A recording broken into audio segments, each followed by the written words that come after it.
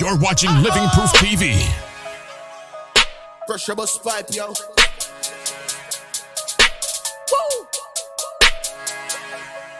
This is what the people wanna see. Living Proof TV. Truths and reality. Living Proof TV. Virgin Island legacy. Living Proof TV. Living Proof TV. Living Proof TV. Seeds of the industry. Living Proof TV. And musical integrity. Living Proof TV. This is for everybody. Living Proof TV. Living Proof TV. Living Proof TV. LivingProofTV.com. You're watching Living Proof TV. LP Enterprises proudly presents Living Proof TV. Straight out of LP Studios, brace yourself for the new talent marketing platform, Living Proof TV, the in-your-face TV show breaking artists and records. Join us and network with the entertainment industry's top talent scouts and pros. Witness epic studio interviews, performances, and ciphers from the hottest signed and unsigned artists. See artists and their real-life struggles, blazing performances in the booth with freestyles, new hits, and more. Getting in the mind of creative geniuses. Watch as producers and songwriters build hit tracks live in front of your eyes and witness talent that will blow your mind. Join us on Living Proof TV and be revealed to major industry executives, A&Rs, producers, DJ managers, sponsors, and more that are ready to advance careers. Log on to the website at livingprooftv.com and see it all go down. And join us on Facebook, Twitter, and Instagram at Living Proof TV.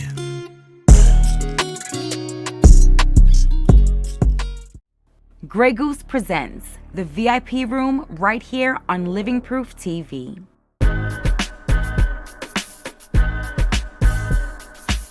You're in the VIP room with Isanica. A big hello to everyone in Lptv land. Tonight we have another fierce episode. I have a feeling that it's going to be a knockout. Here in the VIP room, we only interview the hottest entertainers, entrepreneurs, public figures, and so much more. So tonight is no different. On this episode, we have a professional chef, professional boxer, author, and Olympian who represented the Virgin Islands in 2008. His unique talent in sports and exquisite cooking skills has garnered him attention from all over the world and has made him a true ambassador of the U.S. Virgin Islands. Tonight, I am happy to introduce to you the one and only Julius Jackson. Welcome to Lptv. Thank you, man. Thanks for having me, man. Yeah. You guys are doing a great job. I've been seeing the clips and the episodes. You guys have been doing a great job. So I'm honored to be here. Thank you, and I'm so honored to have you here because, I've known you for a long time. Yes, high school days. You are just surpassing all the expectations, just following your dreams and really making things happen, So I'm very happy that you're here in the VIP room tonight. Yeah, man. Thanks, man. Thanks for having me. Definitely. So like I said, I know you, I know your journey, I know all that you've done, but sometimes I feel like, we as Virgin Islanders don't really get a chance to sit down and, just really release our journey and tell our stories and let people be inspired by what we've done and what we hope to continue to do in the future. Right. So in this interview, we're going to dive a little bit into your life, just into the entire journey, how it started, in the middle, and what you have going on. Yeah, okay. So you're feeling good? Yeah, I feel good, feel great, ready to rock. You ready? Yes. I stay ready. I know. Have to stay ready. Definitely. So, we all know that you're into. Well, you were into boxing. You are into boxing. You still box? Well, I don't compete myself anymore, right? Yes. But I wanted to kind of first ask you. First of all, what got you interested in boxing? And we know that your father, Julius Jackson, is a historic man of the Virgin Islands when it comes to that sport. Correct. Was that what inspired you to be involved? I mean, I think he sparked something there, of course, but I actually didn't like the sport at first because of him. Seeing him at the end of his career, having surgeries and in the hospital and not at home, I remember one time seeing him on the TV and watching him fight and lose. and I have punched the door at home because I was like, why is he doing this? This is crazy. Yeah. So I didn't like the sport at first. Yeah. But really, boxing, the thing that grabbed me about boxing is that it's not a team sport, so I can't pass the gloves to nobody, and I decided to try it because I wanted to be skinny. I was a chubby kid. Yeah. Yeah, so I was like, you know what, let me walk out, and I used to play baseball, but that kind of stopped. And so I started to work out with the gym, and my older brother and younger brother was competing before me. And my dad asked me one day, he said, look, why don't you spar with your brothers? I was like, well, I didn't really want to hit nobody. I didn't want to have it hit at me. But my brothers used to tease me a lot, both of them. One on the young, I was in the middle, So I said, if this is my opportunity to get them back, I said, let me in, I in. Yeah. And so I would start sparring with them, but they would beat the heck out of me, like mash me up. And I used to stop and study and be like, how can we both be standing in front of each other and they just punching me and I can't punch them? Yeah. So I watch them spar each other or spar some other kids. And I would watch and learn, and I said, okay, it's about timing, it's about throwing certain punch at certain times. And I started to learn, and I kind of did that on my own, Yeah. And I remember the day I weaved the first punch, and my dad outside was like, yes, yes! How old were you? I was by 14 then, Yeah. and I was like, I like this, because Yeah. I did it myself, And so I tried to compete. My dad said, you should compete, and I did, and I beat a kid from Barbados. And the referee raised my hand, and the sense of accomplishment that came over me, I was like, I can be strong. I was known as the mama's boy. I was always A's in school, really easy. I would be up under my mother in the kitchen, And so I felt like I could be strong and I could do something myself. And that the sport grabbed me then. And that's when I fell in love. And I admire boxing because it's like sometimes people just look at it and they just think it's fighting, but Right. it's a lot of technique man. and a lot of self-control. Like, A lot. how can you control yourself when somebody's like constantly trying to beat you Yeah. up? Yeah, it's 90%. 90% mental. Yeah. The rest 10 is physical, but 90% is mental. You got to be in control the whole time. You got to be able to think. It's like chess, It's like human chess, picking the right time, the right spots to do. It's a dynamic sport for sure. Yeah, for it really sure. is. So what division were you in when you did professional boxing? So I fought at 2 weight classes, but I was number 5 in the world at super middleweight, 168 pounds. That's what I mostly fought at for my career. And then after that, I went up to light heavyweight. Wow. Yeah, 175 pounds. So like middle heavyweight is just like, it's just really based on like your weight power against the other person, right? Yeah. So all the categories are by weight classes, You got guys like Mike Tyson. Those guys were all heavyweights. And so they only fight heavyweights. So everybody's, to make it fair, right? Because if you have a guy that's 220 pounds fighting a guy that's 117 pounds, that's kind of unfair. Have you ever been in an unfair fight? Can that happen? Well, in sparring, it can happen in sparring. Yeah, in sparring, anybody can train against each other. But in a competitive, real sanctioned fight, you have to be in the same weight class, the same weight category. So I was super middleweight and light heavyweight. That's where I fought. That's fair enough. That's fair enough. Yeah. So I also love to ask people, what inspired their names, in their profession. And coincidentally, you're the chef. Yeah. Were you always known as a chef in boxing? No, not actually. I became the chef after culinary school. So the same year I went to the Olympics in 2008 is the same year I graduated culinary school. And once I graduated culinary school, I was certified a culinarian, which is a certified chef. And so I didn't know what else to give myself as a ring name. Right. All my brothers and advised, like, you the chef, that's your ring name. And how how are you able to balance being, first of all, I want to hear all about the Olympics experience, but like, how are you able to balance being the Olympics and, still studying for school? That was the toughest time of my life. Yeah. I slept maybe 4 hours a day. Wow. So I actually put myself through school too. So I had a scholarship, but it paid half of my tuition. So I had to work the rest.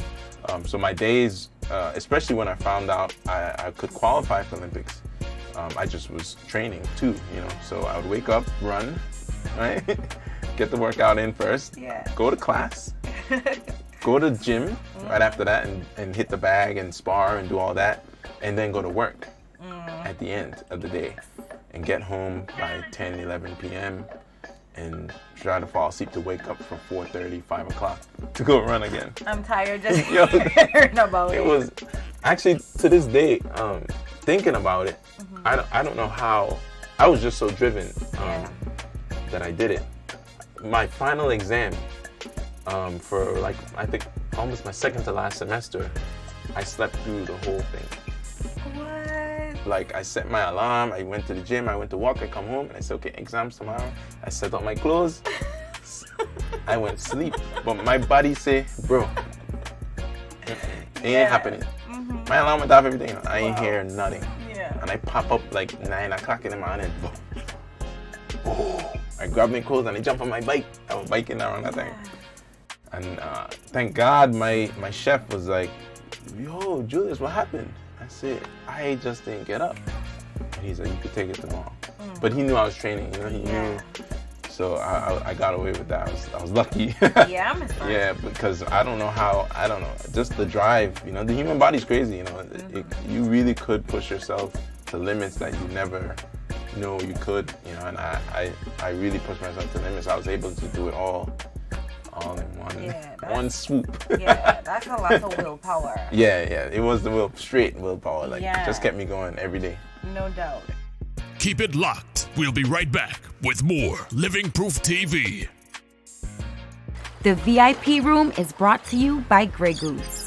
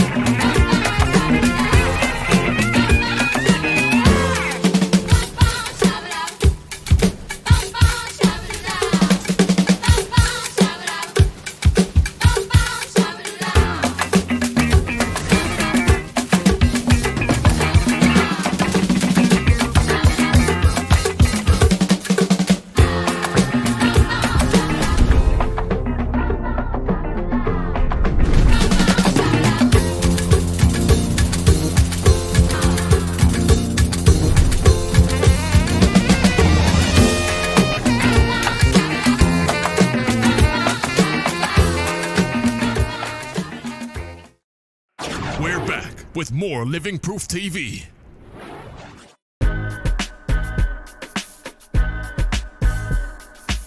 You're in the VIP room with Isanica. So tell me about the Olympics, man. Like, what was the experience? Like, how did you even hear about it? Who got you involved? Where was it? Yeah. I want to hear it all. Yeah, that's actually a funny story. So, you know, growing up, we watch the Olympics on the TV, you know? Every year or every 4 years, we watch it. Especially ice skating. I used to love the ice skating, you know? And but I never thought that's something we could do, you know? Especially us from the ball journals. That's what we watch on TV. That's what we do. It's for all them Uzbekistan and Germany and then Team USA. That's them, you know? Right. And I was in culinary school.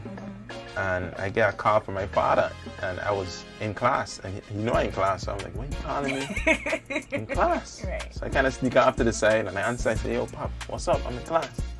He said, hey, you want to go to the Olympics? I said, the what? You're right. He said, the Olympics. I said, Olympics? He said, yeah. I said, the thing we don't watch on TV? Right. He said, yeah, you want to go? I said, we could do that? Yeah. That was my exact response. We could do that? He said, yeah. Just train and we gotta qualify. You want to go? I said, heck yeah, of course. He said, all right, start training. Quick. Wow. Hung up on me.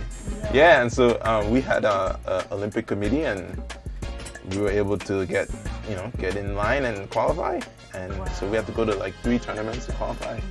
Yeah, me and my brother. So that's amazing, man. Yeah. Were you guys like the first? Not the first, no.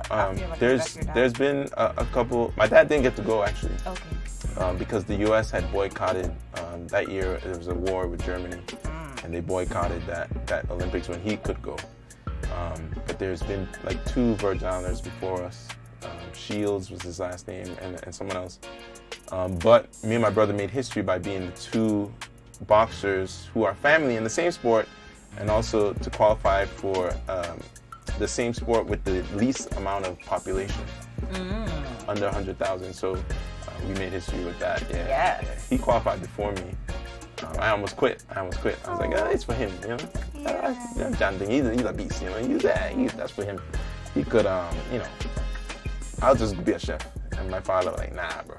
Yeah, this for you too, bro. Yeah, that's kind of amazing too, like how your whole entire family just kind of have that built in your and then the genetics. next Olympics after that, my stepbrother qualified. Yeah. Which is nuts. That's amazing. Yeah. So, what was the Olympics that year? Beijing, 2008. Yeah, China. China. Yeah, even that was nuts. Being in China, and we trained in Korea for 2 weeks before China. So we were in Korea, then China. Nuts. I loved Korea. Korea is one of my favorite places in the world. Is it? Yeah. Whenever I ask them, like, what's your favorite place? Seoul, Korea. One of my favorite places in the world. They just have everything. It's everything there. It's really peaceful, really clean. Just the people there are so nice. I have a buddy out there, Kim. His name is Kim. Everybody out there named Kim, but his name is Kim. Is he Korean? Yeah. And we become friends, and yeah, we still friends this day. We still talk on Facebook and everything.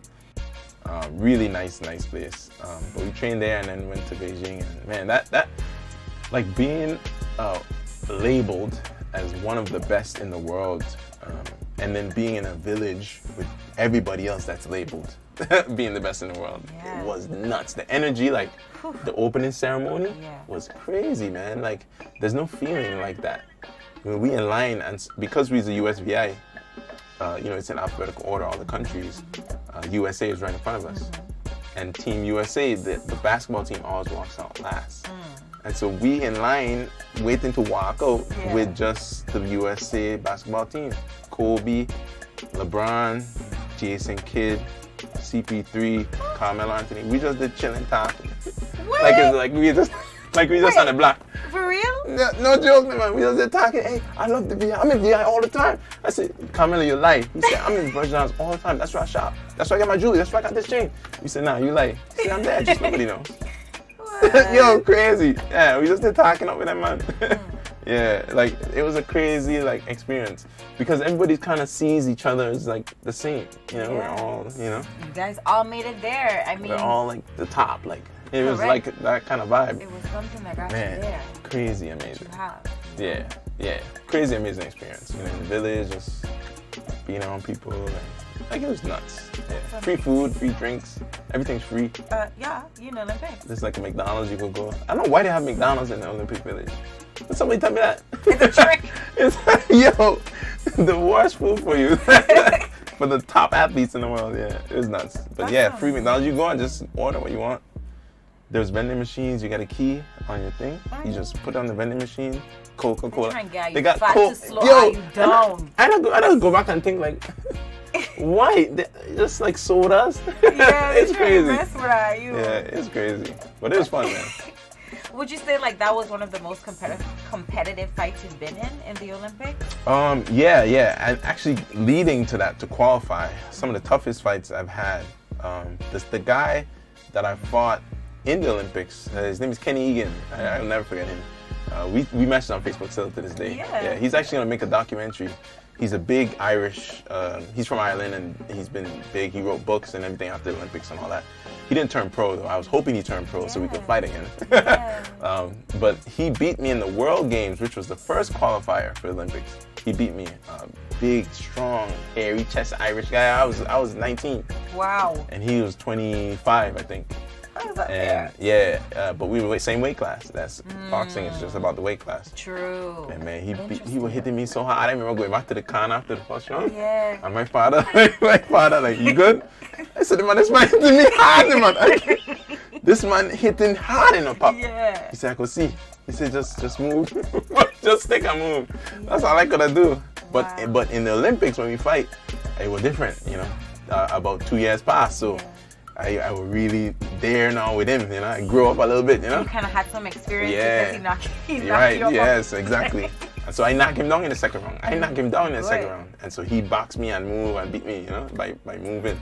And he was shocked. He was like, man, you really changed from that first fight. I was like, I know. Actually, you're lucky you run from me. And so we became good friends after that. But I lost, you know, the first round. But it was still amazing experience, but toughest fights of my life. Yeah. I bet. And you know, like sometimes you just gotta be put in a little tough situation, get rough up. Yes, correct. Yeah. A little bit by the best. To grow, and that's how you And grow. it makes you better, right? Mm-hmm. Correct. Would you say that boxing is a popular sport in the Virgin Islands? And if so, what can you do to improve the interest of the community, you know, when it comes to like sports in the VIE? Yeah, I would say it is popular. I would say it's one of the top, at least 4 sports locally. And to increase that, I think we just need more bouts, more bouts, especially for our amateurs. When you say bouts, what's that? So bouts are cards where we have a showcase of fighters. Okay. Virgin Island fighters showcasing whether they're fighting each other or fighting people from Puerto Rico or whatever. I think that will help pique the interest, and also kids below them get to see it, happening. Some people come out of the gym, but getting to see that would inspire, people and others to follow, right? Follow careers, but also inspire other kids to want to be and see, hey, maybe I can do that too. So a little more of that, I think, would help spark it. But I think it's one of the, at least one of the top 4 sports locally. Yeah, I can see that. I mean, especially with walking greatness, like you live in the Virgin Islands. Yeah, I still work with guys. I turned one guy pro so far. I turned another guy pro. Dion Pruitt first. He's 9-0 now. Yeah. He's in Texas right now training. Wow. So getting him ready for another fight. Actually, I got a call today from a camp from Don King. Actually, his camp called and thinking about signing him. So that's good. And now Abdul Smith Jr. He's going to be turning pro February 9th. He'll be fighting in the Dominican Republic. Yeah. And he came up under Dion. That's so awesome. so still kind of turning the wheels, Yeah, and I'm helping them with, pursuing that dream. I love that. Yeah. That's amazing. Yeah, so I'm a boxing manager too. List another thing under your belt, why don't you? Yes, that too. That's great.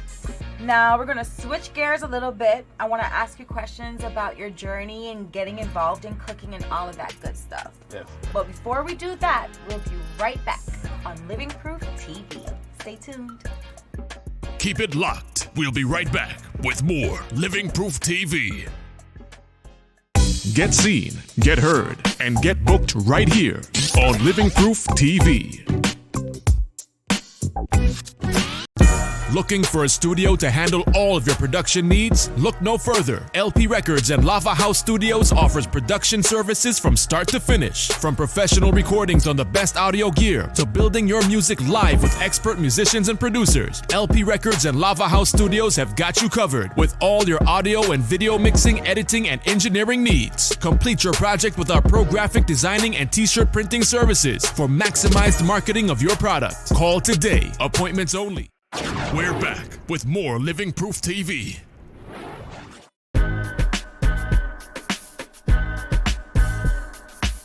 You're in the VIP room with Isanica. And we're back on Living Proof TV in the VIP room, and we have Julius Jackson. You feeling good? Feeling great. All warmed up and ready. Yeah. Yes. I love it. So, as I was mentioning before, I knew that you said that you were balancing being in the Olympics and also, becoming a chef in school. Right. So I want to know your journey a little bit. Like, how did you get involved in becoming a chef? Because I thought you was too busy boxing. Yeah. Tell me the story. Yeah, I really deem myself as one of the lucky kids. I knew from high school, I knew I was going to do both. I knew it. I'm going to fight and I'm going to cook. That's such an interesting combination. Yeah, which is weird. But I always knew it. And from a kid, I fell in love with cooking. First, I just wanted to eat. Yeah. You were hungry. When I just hated to be hungry, and whenever I was hungry, I just wanted to eat. Yeah. And I didn't like to have to wait. True. Yeah, I didn't want to wait for nobody or anything. I didn't want to wait on mommy. So whenever mommy started cooking and I smelled the food, I would go right up on the and watch. I would stand there and watch so I could get a first tester. When she got to check if the rice done, she got to take a scoop. That's my scoop. Yes. If she got to test if the pasta done, she got to take one out. I gonna eat that one because I want to eat right away. Yeah. And so in that process, I would watch and just see her doing it. Yeah. one day I was just home by myself, and I was like, well, I was not by myself. It was just me and the guys, my whole siblings, and my dad. Actually, we were in Vegas. We lived in Vegas at that time. My dad had fly home, and my mother were working, and so I was like, I hungry, and I will make some fried chicken. I will make some fried chicken. I know she was already defrosting fried chicken in the fridge. Yeah. That's a big meal. How old were you? Yeah, I was 10. And I called my mother. I said, yo, ma, I can make some fried chicken. She said, what? I said, yeah. She said, you know how to make fried chicken? I said, I watched you do it thousands of times. I could do it. She said, you sure? I said, yes. She said, okay. Tell your sister. I had to go bug my sister out of her room, my older sister, to pour on the oil for me.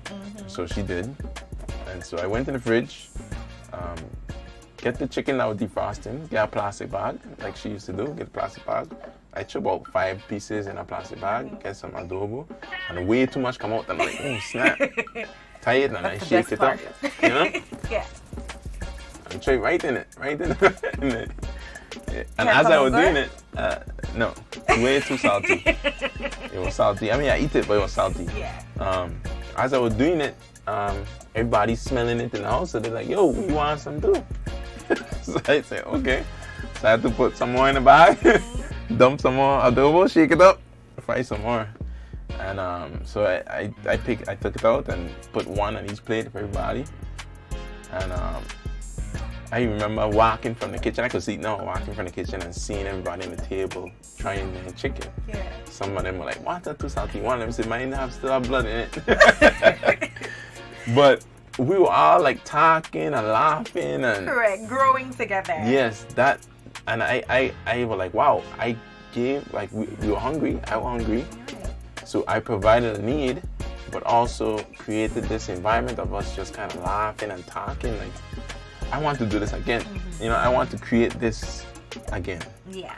And from that day, I just started trying pancake, eggs, you know, and I fell in love with food and what it brought with it, you know.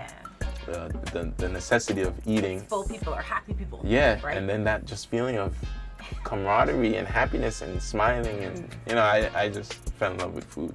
Yeah. Because it brought that with it, you know. And yeah, that's when I knew I'm going to do this. Yeah, I love that. Yeah.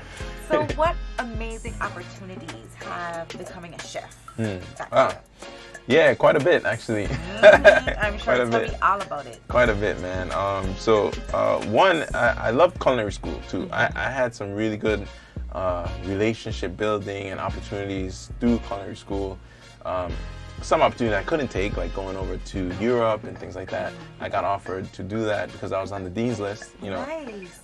Couldn't do that, but a lot of chefs wanted me to be under their wing, so I was able to learn really fast. Cool. Yeah, especially I was working at the Marriott up there too, and the chefs there loved me. So I was able to not only experience food and learn from them, but experience different people from different cultures, you know. There's a lot of Haitians and things in Miami, in West Palm Beach, and I was able to make friends with them and just learn about different people. That grew me as a person, you know, as a man. And you know, I was able to be on TV as well too. Tell me about those Food Network, appearing on the Food Network. That was fun. How was that? Yeah, cool. First time I had to wear makeup, which is kind of weird. That was kind of weird, but but yeah, it was really fun. Knowing that this is like national, this is the world, you know, like everybody can see. Yeah, and so it was amazing, you know, meeting those chefs and learning from them too. They did like a side thing to my coconut shrimp, and it was a whole fun experience. Did the cooking channel as well. A show called Beach Bites with Katie Lee. That was fun. I do stew chicken there. That was fun. Then that opened business opportunities. A cookbook then came out. That opportunity was thrown at me actually. I got your first cookbook. Tell me about your cookbooks. Yeah, it's just one. I just got one. Is it one? I thought it was two. No, I have one. Yeah, that's the one. What's the name of it? My Modern Korean Kitchen. Yeah, my mom definitely sent that to me when I was in the States. I'm like, I am. It's so funny because like I'm from the Baltimore Islands, but like I don't really cook like a Yo, I thought that crazy. Since I make the cookbook, I've been hearing it like crazy. Like I love a Johnny cake, but I can't make one. Yeah, I've heard that. I mean, I had to learn myself too. I didn't know. I went on a journey to learn all those dishes: kalaloo, stew chicken, peas and rice. You know, I went on a journey after culinary school to learn them. Yeah. So that opportunity came as well. Then now private chefing, that came too. That's another business. I was like, wow, this is actually really cool. And now with My Brother's Workshop, Yes. I'm a head chef and manager there. That's through culinary arts. That's through food. A lot of opportunities, man. I've cooked for celebrities and different things like that. That's been fun meeting different people. Who's your favorite person that you've cooked for? Wanda Sykes. Yeah. Wanda Sykes. She's as funny as she is bet. on TV. Really chill, down to earth, and hilarious. Yeah. So Wanda is my favorite. Yeah. That's pretty cool. Yeah, So let me ask you, like, have you ever been in like the kitchen, just like, I don't know, just putting all type of things together, like just experimenting, like, I'm not sure if this is gonna be good, but then it turns out like delicious? Yeah, definitely. Yeah. Definitely. What was it, and like, how's that feeling? Yeah. So things come along with experience, right? So as you cook, you kind of learn. You learn your palate too as well. Yeah. You learn what tastes good to you, what feels right to you. Some people say it's the ancestors talking to you, like, but food that talk to me really. Yeah. Like, I'll put something in a chicken dish and I'll be like, it needs more. Yeah, you just have good Something says it needs more and I put more, And one day I was in the kitchen at home, somebody gave me a bag of fresh herbs. Rosemary, thyme, just from the yard. So I just mix all them, I chop all them up. That sounds real good. And I was like, man, I can make something. Herbs with chicken, you can't go wrong. So I put herbs with chicken. And as I was making the chicken, I was like, I need to make a sauce. And I like white wine in sauces, I love a good white wine in sauce. So I went to the fridge, all I had was Moscato. But Moscato is sweet. You don't cook with sweet wines. Okay. Okay. Yeah, it's too sweet, could be too overpowering. Yeah. But I was like, you know what? This might be good enough. This might taste You might good. just try it. So I threw some Moscato in there, some butter, season it a little bit. Yo. Yeah, it's a One of the different best taste. things I ever had. Yeah. One of the best things I ever had. I can call it Moscato chicken. Moscato chicken. You gotta put it on your Moscato next in my cookbook. yeah. Right? But, yo, one of the best things I've ever had. So yeah, playing with those, flavors and just different things. It's fun. That's actually my favorite thing to do. Yeah. Make things I've never made before. Yeah. Right? That's my favorite thing. Experimenting. It's kind of fun. Yeah, it's my favorite thing to do. Yeah, I experiment a couple of times, but Yeah. no. You come I'm out not right the though. chef, but I might. Okay, that's dope. That's pretty cool. So, if anyone was interested in buying your books, like, where can we find them? Yeah. Your book online. Yeah. It's on Amazon. It's barnesandnoble.com. Anywhere books are sold, you can find it. Yeah. And tell me the name one more time. My Modern Caribbean Kitchen. My Modern Caribbean Kitchen. Yes. I love that. Yeah. I love that. Yeah. All right, Lptv viewers, as you can see, Julius Jackson is telling us all the secrets in the kitchen. So don't move. We'll be right back. You're watching Living Proof TV. A little more dash. I like that. Drizzle. Smell that. Smell it for me. Can you smell it? I can. I know you can because you're not here. Now our tomatoes are getting nice and mushy, so this is not attractive anymore. Love me.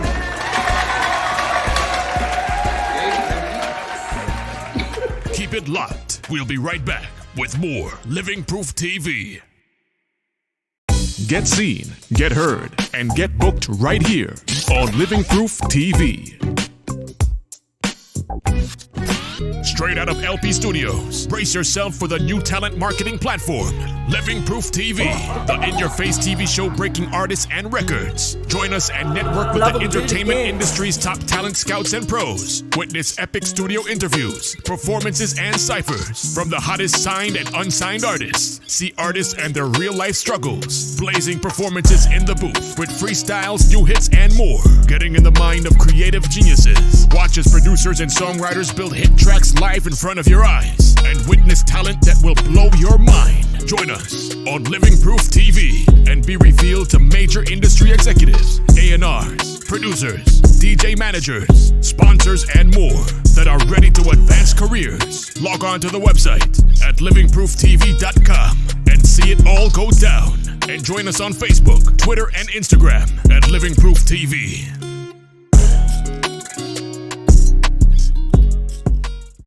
We're back with more Living Proof TV.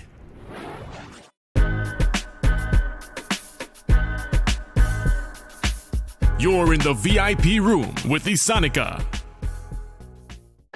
And we are back on Lptv in the VIP room, but I ain't gonna lie, I wish tonight was a VIP kitchen. Like, all of this talk is getting me hungry. You know? So, Right. I just also want to make sure that the viewers, you know, really know where to find this book, you know, Yeah. really know that it was made from passion and love. So, you know, Yeah, just tell us a little bit more about it. Yeah, definitely. You know, a lot of people ask me, why is it called My Modern Caribbean Kitchen?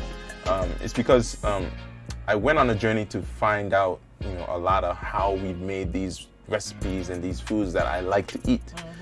Because in culinary school, I tried to make stewed chicken, and it was the worst thing I ever had. Yeah. Right? And then when I come back home, I say, it's impossible that I can call myself a chef and I can't cook the food that I love to eat, you know? Yeah. And so I was able to learn the recipes, but also blend it with a lot of the things I learned in school. So classical cuisine, you know, they like to use butter, stocks, garlic, you know, things that aren't super traditional in our food. You know, we use water, bay leaf, thyme. And so I was able to blend those things and really come up with some really cool dope. Like my oxtails. Yeah. Yo. That's my your favorite oxtails- one in the book? Oxtail? I would say my favorite eating recipe, like to eat, is the oxtails. My favorite to eat, yes. Yeah. Yes. Yeah. You want to make that recipe. Yeah. Yeah. I gotta try that one. Yeah.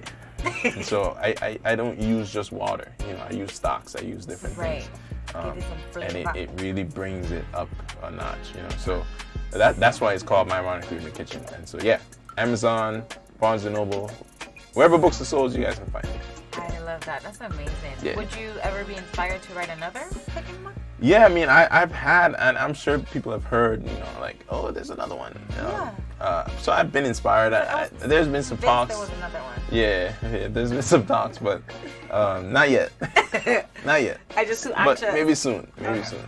I'm still trying to figure out whether I'll just do, you know, food, just like dishes again, or maybe something like desserts, maybe something a little more different. Yeah. Maybe just a fusion book where I'm just fusing like Virgin Island food with a bunch of other cuisines. So I'm still deciding the route I'll go with it. You know what I mean? That's cool. Yeah. I like that. Yeah. So, I know you're into cooking. I know you're competitive in boxing. But I also heard you won USVI King of the Wing. Yeah, right? yeah. Yeah. That's a big deal here in the Virgin Islands. Yeah, Tell it me is. what year you won that and how was that experience? Yeah, man. I was actually working at Fat Turtle. I was the head cook at Fat Turtle. That was 2011. The first time I won it. Yeah. Right? First You won time. it more than one. Yeah. Shoot, man. I won it again. I think 2 years after that. With the same sauce, actually. Ooh. Yeah. And then it was the WBC sauce. Ooh. I Yeah. gotta taste it. Wild bacon chipotle. Yeah. Wild bacon chipotle. Yeah. Funny story. They tell me what it is. So the first year, I think they started in 2009 or 10. I don't remember. King of Win started, and we attended and did everything and looked around. And then the next year, my manager at Fat Turtle said, we're gonna go in. I said, okay. He said, Julius, you can make a sauce? I said, yeah, I can make one. And I remember walking around and I didn't see anything with bacon in it. And there was no bacon nowhere. So I said, okay, let me do some research. I want to research, kind of finding what would go well, what. And I find this recipe that was like chipotle. It goes really well with bacon. I was like, okay, but I want to give it my little spin, So I did, man. And yo, I messed them up. And I did the WBC because that's boxing, right? World Boxing Council is the biggest, Haha, that's cute. yeah, it's the I got biggest that, yeah. sanctioning body in boxing. You see anybody pictures the green belt? That's the WBC. Yeah, so I went with that, and man, it really messed them up. Yeah. That's cool. Yeah. So you gotta put your sauce in a bottle and sell it. I know that. I actually was planning to do that, but I got busy. But then I got busy. One of these days we get the world famous. Yeah. That WBC sauce is amazing. Yeah. And then I won it again with my brother's workshop. That was 2000. I think 21, 20. Yeah. So won it again there. Well, let me know when you get that hot sauce. So, well, is it hot? Is it spicy? Not super. It's a little. The chipotle peppers make it a little spicy, but it's not like I'll be like, I got Julius Jackson sauce in my bag. Swag. Yeah. Like, you put it on anything. Really, it's delicious. I love that. Keep it locked. We'll be right back with more Living Proof TV. LP Enterprises proudly presents Living Proof TV. Get seen, get heard, and get booked right here on Living Proof TV. We're back with more Living Proof TV. I know you also mentioned like you loved Seoul, Korea, and all of that stuff, right? And I know when it comes to cooking and stuff, you know, things are inspired by culture and you know where you are. If you had to pick a culture that you were most inspired by with cooking or, you know, found interest in it, what would you choose? I would say it's a tough one. I would say there's two cultures that I really like food-wise. Would be Mexican, which that's where the chipotle kind of came in. I love the spices they use, as well as Chinese or Oriental cuisine. I love to eat that. I've actually cooked a whole Chinese menu for a EDC company for their Christmas party one year because I just love to do it. I make like orange chicken or beef and broccoli. I love doing that. So those two cultures really, I like the food. I like the way they cook. It's really natural, fast, hot. Yeah, good spices. So those two, I would say. Yeah. I can dig it. Yeah. I'll eat those anytime. Any day. You know what I mean? So, not only are you a boxer and a chef, and the list goes on, but you have your own show. Yes. Called Ask the Chef. Yes, Ask a Chef. Yes, that's been a child of my team, my brand new team, Kim UL and the whole gang. Yeah. And I love to teach. You know, I love to pass knowledge, and so this was a way to pass knowledge in the culinary world, and also in a kind of fun, cool way. You know, a lot of people need to cook at home. Like it's a necessity. It saves money. It's good economically, and it's more healthy. You know, and so giving tips to help them know how to do it better, or just give them skills that they just wouldn't have otherwise. Was the thought behind of Ask a Chef because people always have questions about food. You know, like how to cook a real good pot of rice. You know, like rice ain't no joking. I struggled for a long time. I struggled for a long time until I left culinary school. Yeah. Only until after culinary school I was like, wow, that's how you do rice. I know, nobody would know. Like what? Yeah. Unless you went culinary school, you know. So passing on those kind of skills has been awesome. It's been received really well.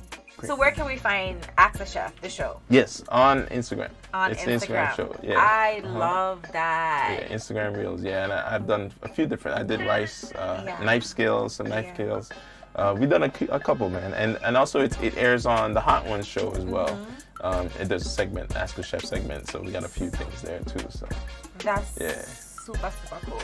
So tell me, like, what's it like being the host of the hot, fiery show, Hot Ones on Temple Network? Yes, man. A crazy experience. Yeah. So such a fun experience. You know, the premise of the show is to get well-known people in a place where their guard is down. You know, so we get to ask really tough questions, and them dealing with the hot sauce is like they can't do both. They can't be like up and uppity while they're like, oh my gosh, I'm dying. You know, so it's super fun. We get to ask so much fun questions. Man, such a great time. I love that. I know all the viewers can find you here tonight in the VIP room on Lptv, but let us know every social media platform, every link, every crack, every curve. You can find Julius Jackson. Yeah, I'm everywhere. Facebook, Twitter, Snapchat, Instagram. All Julius the Chef 1, either one you can find me. My website, juliuschef.com. You can find me there. And just reach out. I love talking to people, so you know what I mean? Like hit me up, I have questions. People hit me up about questions about the book and different things all the time. So I love interacting and doing that. So y'all follow me, hit me up. Yeah, man. Julius, I just want to say thank you so much for hanging out with me in the VIP room. For sure. Your story is amazing, inspiring, funny, and you know, your journey is, you might say you're not special, but it's unique. It is you unique. know? Yeah, and I agree. you've done a lot from the U.S. Virgin Islands, and I just want to tell you thank you so much for coming, you know, thanks for having to me. Lptv land in the VIP room. And when you go on those cooking shows and you win those big shows, you better come back. We coming back. And tell us the experience. You know what I'm saying? Yeah, but just keep it pushing, keep it going, and thank you for being you. Thank you for inspiring me. Thank you for inspiring the viewers in the U.S. Virgin Islands and abroad. And keep doing what you're doing, man. Thank you. I will. Appreciate you guys. Thanks for having me. Yeah. Lptv. Blah, blah, blah. So there you guys have it. Like I said before, tonight would have been a knockout. So said, so done. We had the man Julius Jackson just telling us his whole inspiring story from the beginning to the end. And I hope that you got all the information that you needed to continue to support his journey, because this is only the beginning. So stay tuned, because Lptv got lots more coming out. For the hottest producers, artists, DJs, and more, keep it locked right here on Living Proof TV. Yo, this your boy Julius the Chef, and you guys here watching Lptv. Living Proof TV is where it's at, man. Don't know. One love.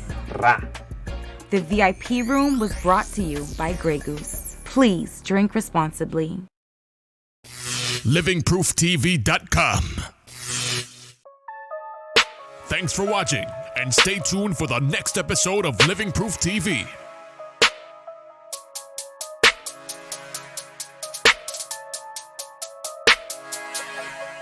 This is what the people wanna see. Living Proof TV, truth and reality. Living Proof TV, Virgin Island legacy. Living Proof TV, Living Proof TV.